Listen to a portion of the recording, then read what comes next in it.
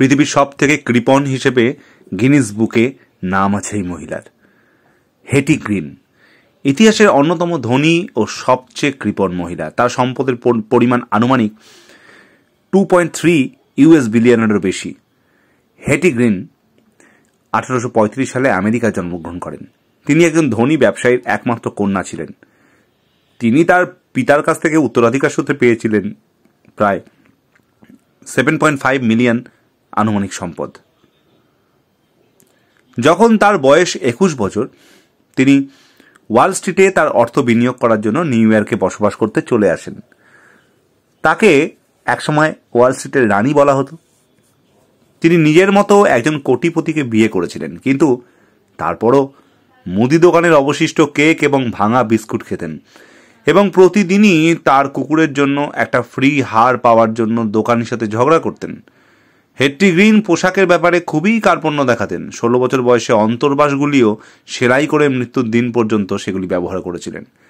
তিনি কখনোই একটি পয়সা খরচ করেননি। তাই বলা হয় তিনি কখনো গরম জল ব্যবহার করেননি। তিনি যে কালো পোশাকটি পরতেন তা পুরোপুরি জীর্ণ না হওয়া পর্যন্ত পরিবর্তন করেননি। এই জন্য অনেকে তাকে আড়ালে ব্ল্যাক উইচ বলতেন। তিনি মাত্র 2 সেন্ট দামের একটি পাই খেয়ে বেঁচেছিলেন বহুদিন। হেটির কৃপণতার কারণে তার ছেলের একটি পা কেটে ফেলতে হয়েছিল, কারণ যখন ছেলেটির পা ভেঙে যায় তিনি কোনো টাকা খরচা না করে বিনামূল্যে চিকিৎসার জন্য খোঁজ করেছিলেন। হেটি গ্রিন 1916 সালে নিউ ইয়র্ক সিটিতে 81 বছর বয়সে মারা যান এবং বিশ্বের সবচেয়ে কৃপণ ব্যক্তি হিসেবে গিনিস বুক অফ ওয়ার্ল্ডে নাম তার প্রবেশ করে। তার মৃত্যুর কারণ ছিল কাজের মেয়ের সাথে ঝগড়া। মেয়েটি বেতন বাড়ানোর জন্য বলেছিল। তিনি মারা যাওয়ার পর একটি বিপুল সম্পদ রেখে গেছেন। তার সন্তানরা তার চরম কৃপণতার উত্তরাধিকারী হয়নি, বরং তারা উদার ছিল। তার মেয়ে তার অর্থ দিয়ে একটি বিনামূল্যে হাসপাতাল পর্যন্ত তৈরি করেছিলেন। আমি এটি ফেসবুক থেকে কালেক্ট করেছি লেখাটি, তার জন্য ফেসবুকে জানাই আমার আন্তরিক ধন্যবাদ। আপনারা মনোযোগ সহকারে আমার সাথে এতক্ষণ ধরে জুড়ে থাকার জন্য, এই প্রতিবেদনটি শোনার জন্য মন দিয়ে আপনাদেরকেও জানাই আন্তরিক ধন্যবাদ। নমস্কার, ভালো থাকবেন। আর যদি এই ভিডিওটি আপনাদের এতক্ষণ ধরে ভালো লেগে থাকে, অর্থাৎ এই প্রতিবেদনটি আপনাদের ভালো লেগে থাকে, তাহলে জানেন আর বলার অপেক্ষা থাকে না কি করতে হবে।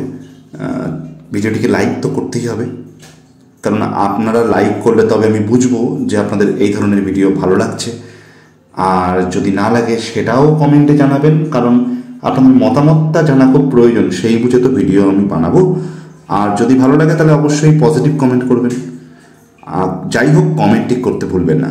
আর চ্যানেলটিকে সাবস্ক্রাইব করবেন, নিজের কন্ট্যাক্টসদের মধ্যে শেয়ার করবেন ভিডিওতে, এবং শুধু শেয়ার নয়, যারা আপনাদের পরিচিত তাদেরকে যদি ভালো লাগে, এই ধরনের ইনফরমেটিভ ভিডিও আরও চান, তাহলে তাদেরকেও বলবেন কাইন্ডলি যেন একটু চ্যানেলটি সাবস্ক্রাইব করে দেয়। কারণ আপনাদের এই মূল্যবান সাবস্ক্রিপশন আপনাদের কাছে দেওয়াটা খুব ইজি, কিন্তু এই চ্যানেলের গ্রোথের জন্য খুব ইম্পর্টেন্ট। নমস্কার।